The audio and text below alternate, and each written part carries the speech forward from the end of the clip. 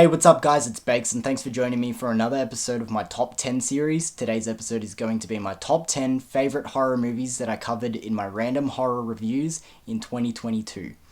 Now, I just wanted to clear this up and clarify it for everyone. This is not a list of my top 10 favourite horror movies from the year 2022. None of the movies that I have here are released in 2022. These are just movies that I covered in my random horror review series that I feature here on my channel in the year 2022. Okay, just wanted to clear that up. No movies from 2022, just movies I covered on my channel last year in 2022. So if you're unfamiliar with my channel, this is just going to be a random list of movies, but hopefully you still enjoy.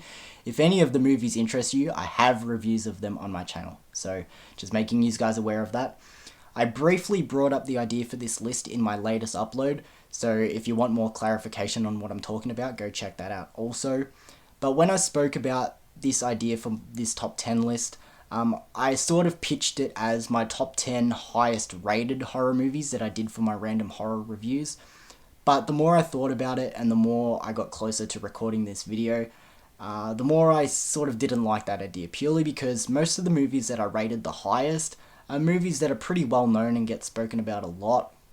Like I covered Jordan Peele's Us that I rated really high, 10 Cloverfield Lane, a few of the Conjuring movies.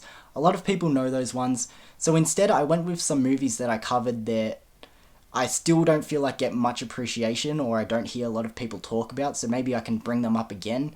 I just don't want to be talking about movies that a lot of people have heard of, so I went back through, even if they weren't my highest rated movies, just ones that kept coming to mind through the year and I feel like need a bit more appreciation. So instead I just went a little bit off the books and picked out some of my favourite movies that I reviewed from the year. In no particular order this list is, so I went a little bit loosey-goosey with it, but it turned out to be a lot of fun. So let's get into it now, my top 10 favourite horror movies that I reviewed in 2022.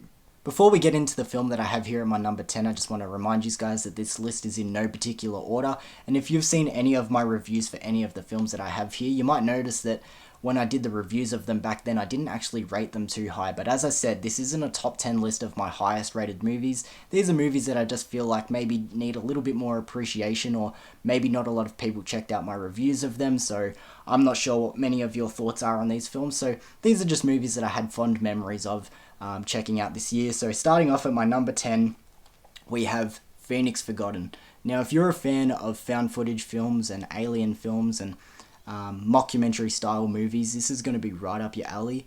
Now, don't get me wrong, this movie isn't perfect. I wouldn't put it on like a top tier found footage list or anything, but definitely one that flies under the radar. It's lots of fun.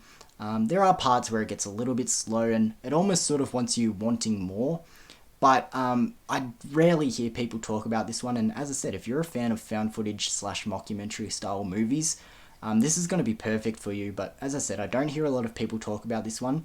This was one of my reviews where it went viewless for the longest time, so I haven't heard anybody mention this one at all. But for my number 10, I wanted to bring up Phoenix Forgotten. Really cool movie. Alright, moving to my number 9. One that is a little bit of a personal favourite of mine, especially for anthology movies, and I don't hear, again, a lot of people bring it up, and that is Stephen King's The Cat's Eye. I mean, all 3 stories in this anthology are good. You know, some obviously better than others, but each of them definitely have their moments. And again, one that I don't hear a lot of people bring up. You know, when it comes to horror anthologies, it's like Creepshow and Tales from the Dark Side, that sort of thing. But The Cat's Eye is really, really good. And a lot of them are not just, you know, trying to put monsters and that sort of stuff in there. A lot of it is psychological, especially the first one with James Woods. That's probably my favourite one. It's so fucking good. But I just wanted to bring up Cat's Eye as my number 9. Again, this one's sort of got a fair amount of views when I covered it in a review, but Cat's Eye, if you love horror anthologies, especially ones that are a bit of a throwback, this one's from the 80s? Yeah, 84. So, yeah, really cool horror anthology. Coming in at my number 9 is Stephen King's Cat's Eye. So coming up next as my number 8 is the film Psycho 2.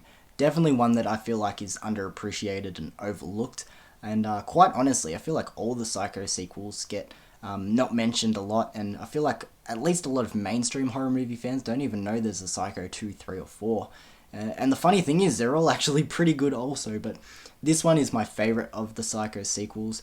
It flows perfectly with the first film. It takes place 22 years later. It was filmed 22 years later. Also, Anthony Perkins returns again as Norman Bates and smashes it out of the park. This movie is like almost a comfort film for me. It's oddly like relaxing and calming for myself, even though later in the film, there's lots of psychological elements that get into it and it does put you on the edge of your seat. This has always sort of been a comfort film for me. It's definitely got like this homely film feel to it, especially at the start. But this is definitely one, as I said, that meets the criteria of being rated and underappreciated. Definitely one to check out. As I said, if you're maybe a mainstream horror movie fan, you probably didn't even know there was a Psycho 2, or if you did, you probably just presumed, oh, Psycho 1 is great, Alfred Hitchcock. I presume this one's going to be garbage, but this is actually a really good movie, and it's always been a favourite of mine, so coming in as my number 8 is Psycho 2. Moving on to my number 7 is a review that I did that actually was pretty successful, and that is for the film Bite. Bite is a really cool movie. It's like a body horror / insect infection film. And honestly, it's played pretty straightforward. There's not too many twists and turns. However, this movie is just tons of fun. There's gore that is fucking incredible. All the effects are amazing. Cool body transformations and gross out stuff going on in this movie. This was one of those movies that when it was first released, everyone was talking about how it made them sick and everyone needed sick bags when they went to the theaters to check it out. But I wouldn't quite say it hits on that level, but definitely still a really, really fun watch. As I said, this was a review that I did that was actually quite successful, but really cool movie, and still I feel like this is one that flies under a lot of people's radars. So if you haven't seen it, Bite, that comes in as my number 7. So the film that I have next coming up as my number 6 actually is one that is quite popular and a lot of people do talk about it. However, as I said, this list is just more so films that I felt like talking about, and ones that, looking back over this past year at my reviews, are ones that sort of stuck out again to me. So coming in as my number 6 is The Babadook. Now, the thing about this movie, I've seen it plenty of times before, and it was never a movie I loved. I didn't completely hate it. It was just sort of mid-card for me. But rewatching the film this year and doing a review on it, something with this movie really clicked with me this time around. And quite honestly, I think it's the fact that I'm now older and I understand the themes a bit more, and to be quite honest, relate to the themes a little bit more. Something with me and this movie really clicked this time around, and I really, really enjoyed it. As I said, I don't think this movie's a mystery. I know a lot of horror fans really do like this movie, and there's a lot of people that would consider this one as one of their favourite modern horror films. I wouldn't quite put it quite that high on my list, but as I said, I really found an appreciation for this movie this time around, and as I said, looking back over the year, I respect it for growing on me, and I really did enjoy it this time around. So my number 6 is The Babadook. Moving on to my number 5, I'm laughing already. This is a movie that I love. It's again a comfort film for myself, and that is Anaconda. Now, if you watched my review for Anaconda, I spoke about how this is one of my most watched horror movies of all time. And man, I just love this movie all the time. And it really is one of my most watched horror movies of all time, if not the most. I probably watch Anaconda at least once a year, so it wasn't like I was tapping into a childhood memory when I chucked this on. I know this movie back to front, pretty much all the dialogue. And again, just really, really enjoyed myself. And I put this on the list. Again, I don't feel like this is a movie that is underappreciated or overlooked. Maybe gets a little bit too much hate for my liking. I know it's not a great movie. It's a bit of a cheesy giant snake B movie. I understand that, but I have so much fun with Anaconda, and I'm not going to hear anyone talk shit about this movie because I fucking love it. So coming in at my number 5 is Anaconda. Alright, so coming up next as my number 4 is the Masters of Horror episode Sick Girl, directed by Lucky McKee.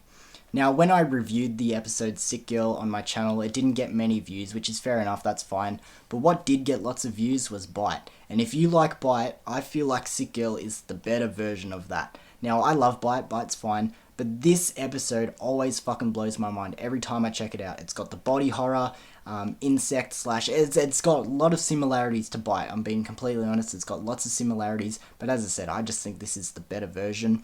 It's got, I think her name's Angela Bassett. She played May in Lucky McKee's other film, May. She's in this one as well, and she's just really likable and charming. The body transformations in this one also, the insect, it's really creepy crawly and everything. This episode, as I said, every time I check it out, it blows my mind. And as I said, I feel like it's really underappreciated.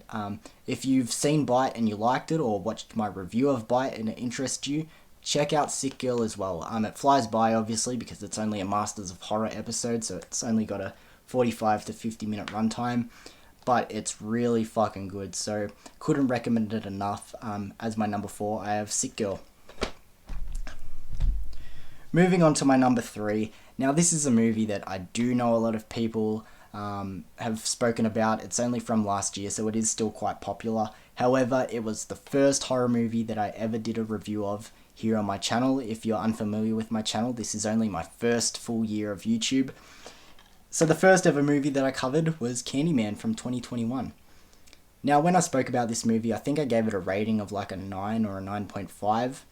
And looking back on that, I probably wouldn't rate it that high anymore. I always say lists and ratings are a bit stupid.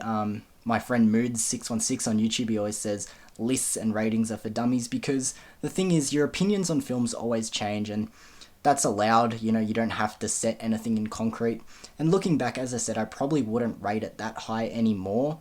I just feel like towards the end it is a little bit rushed. And, after hearing other people talk about this movie, I won't just fold my opinions because other people say so, but they made good points. And yeah, this movie, I've checked it out again since. It probably wouldn't be rated that high. But again, I just wanted to have a spot on this list for this movie, because it was the first one I ever reviewed on my channel. So this one's a bit more of a pick from the heart. But as I said, it's still a really good movie. I'd rate it probably an 8 or an 8.5. It still is quite up there. But yeah, the first movie that I ever reviewed on my channel, Candyman 2021, coming in as my number 3. Moving on to my final 2, and coming in as my number 2 is actually a movie that I covered fairly recently, and that is Ginger Snaps. Now, a lot of die-hard horror fans would know Ginger Snaps and probably know how great it is, but for werewolf horror movies, a lot of people bring up The Howling or American Werewolf in London. My go-to is Ginger Snaps. Ginger Snaps is fucking awesome. Just the way that the story's told, this relationship between the two sisters, the lineup of, their going through puberty with one of them also being a werewolf. I just think this movie is so fucking awesome, and honestly one of the most underrated werewolf horror movies. As I said, a lot of people will bring up American Werewolf in London, The Howling, but this is my go-to, and I couldn't recommend it enough. The gore, the transformations, everything's good. I love body horror. If you've noticed, a lot of the films here relate to body horror, in some way for most of them, but Ginger Snaps is really, really fucking awesome, and I couldn't recommend it enough. As I said, I reviewed this one actually pretty recently. There's no pictures on the back, but I reviewed this one pretty recently, and every time I watch it, I just love it more and more. So coming in as my number 2 is Ginger Snaps. But time to move on to my number 1, a film that I've seen plenty of times, and I enjoy it every single time, and that is The Loved Ones.